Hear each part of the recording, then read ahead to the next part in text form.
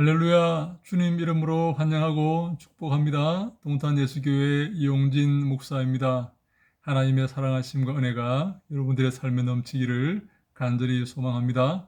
하나님 편에 서고 하나님께 더 나아가고 하나님이 기뻐하시는 삶을 위해서 고민하고 애쓰고 노력하는 우리 모두가 되어서 주님께 칭찬받는 믿음의 삶을 살아가시기를 간절히 소망합니다. 오토바치 교수의 역사적 예수 연구 두 번째 시간 여러분과 함께하게 되어서 너무나 기쁘고 감사하게 생각합니다. 배치 교수님의 책을 보면서 책을 읽으면서 하나하나 오토배치의 주장을 따라가 보기를 원합니다. 오늘은 두 번째 시간 신앙의 설교와 역사적 사실에 대해서 한번 생각해 봅니다. 1904년 부셋의 작은 책이 우리는 예수에 관해서 무엇을 아는가 하는 표제로 나왔다. 그 당시는 소위 그리스도 신화에 대한 논쟁이 한창이었다. 그리스도 신화라는 말은 그리스도가 신화적인 존재이다라는 말입니다.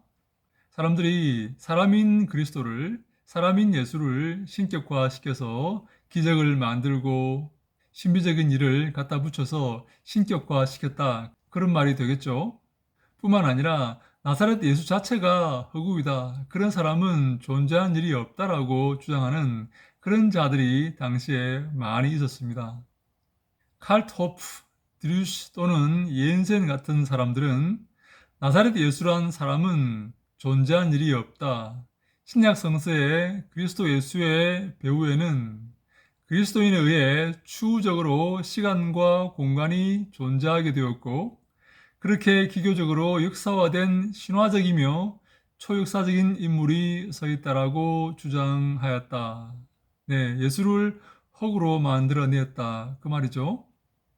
신화적이고 추상적인 그런 존재인 예수를 만들어내었다.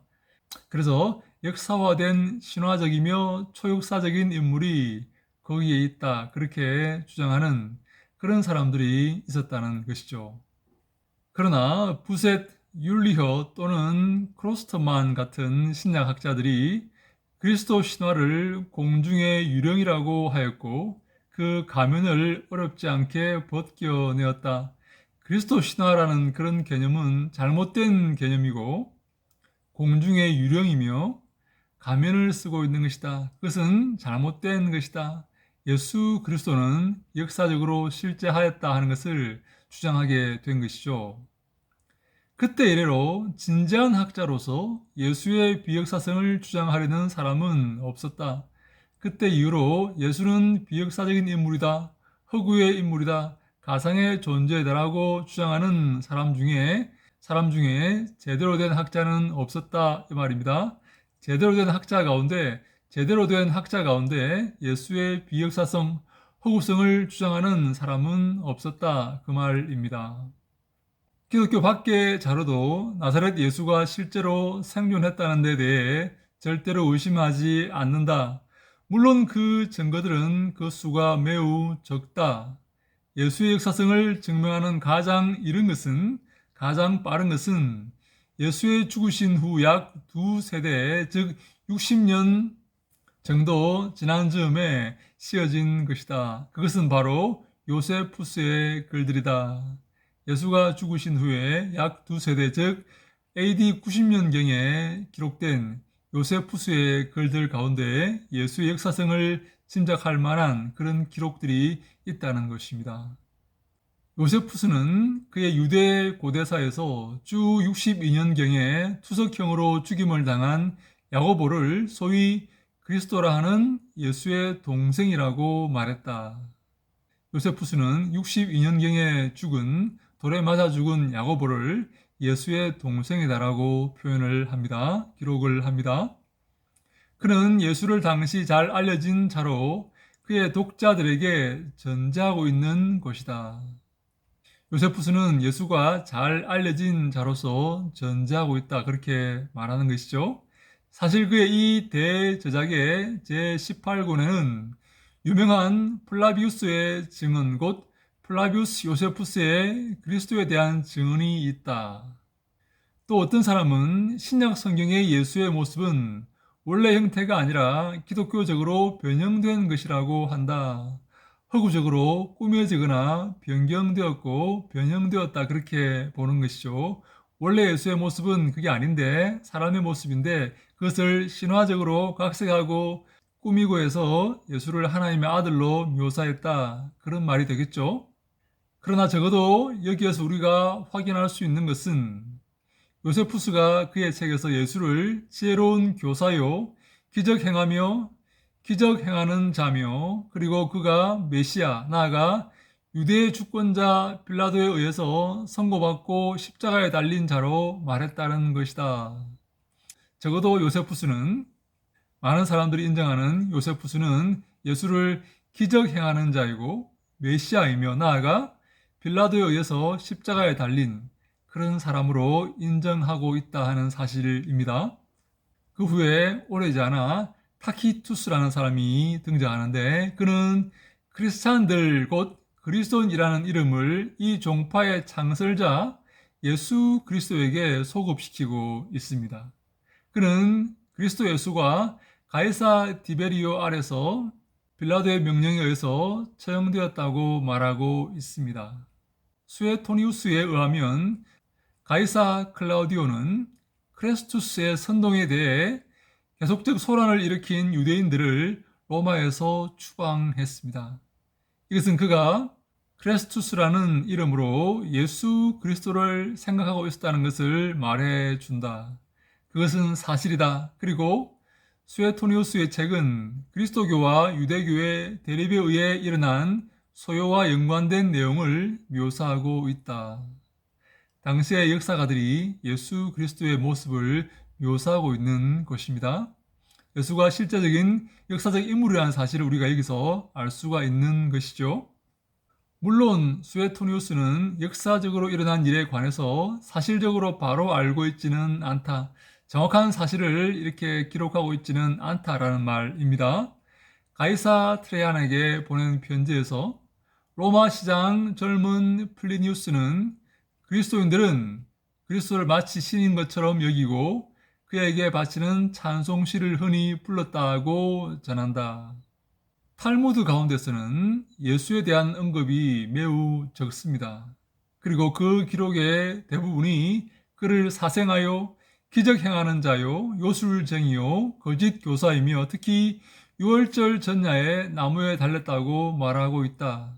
이 발언들은 사실 정확한 역사적 지식을 밝혀주지 못할 뿐 아니라 더 강한 논쟁을 불러일으킨다. 심지어 유대교 문서인 탈무드에도 예수의 모습이 그려져 있다라고 베츠는 말하고 있는 것이죠. 그러나 우리가 주목해야 할 더 중요한 것은 그 기록들이 예수의 역사적 생존 사실에 대해 확실한 증거를 제공한다는 사실이다. 우리는 그 기록들에서 예수의 역사성을 발견하고 있는 것이다. 예수에 대한 우리의 지식을 위한 가장 중요한 자료는 여전히 신약 문서들이며 그 가운데서도 특히 복음서들이다. 이 증언들을 편견 없이 읽는 사람은 그 복음서들 가운데 한 구체적이고 역사적인 인격이 기술되어 있다는 것을 알 수 있게 될 것이다. 그것은 의심할 여지 없이 명확하다.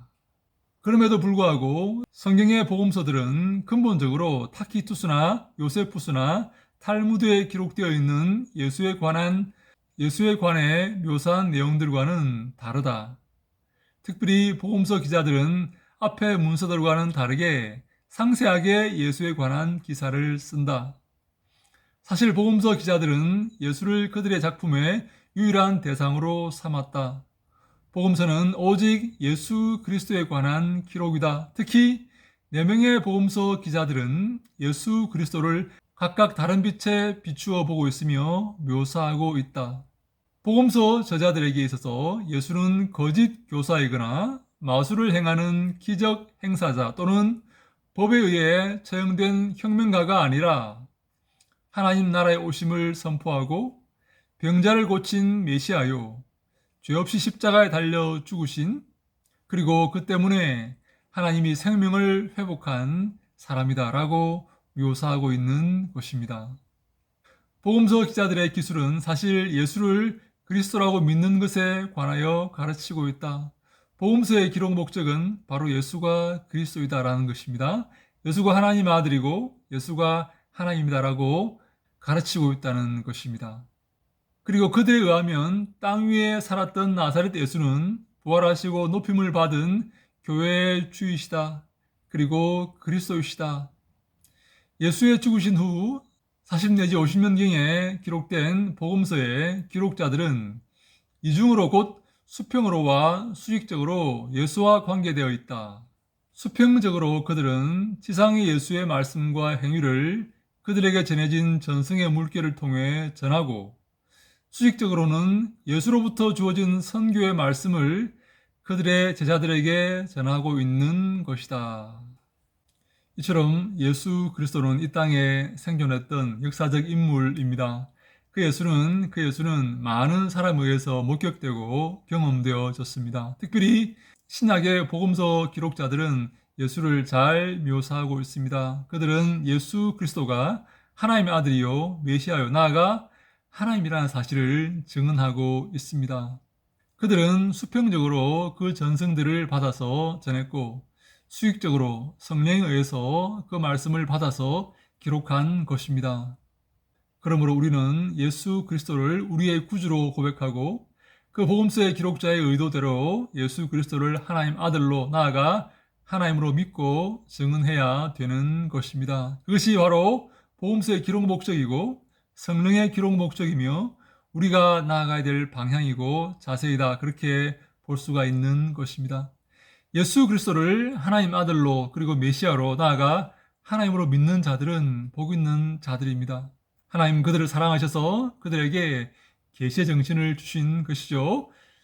그러므로 우리는 예수를 하나님 아들로 믿고 하나님으로 받아들이고 예수 이름을 이 땅에 전하여서 주님께 영광 돌리는 귀한 사명을 감당해야 되는 것입니다. 그러한 우리에게 하나님께서 함께 하시고 큰 은총을 베푸시기를 간절히 소망합니다. 할렐루야!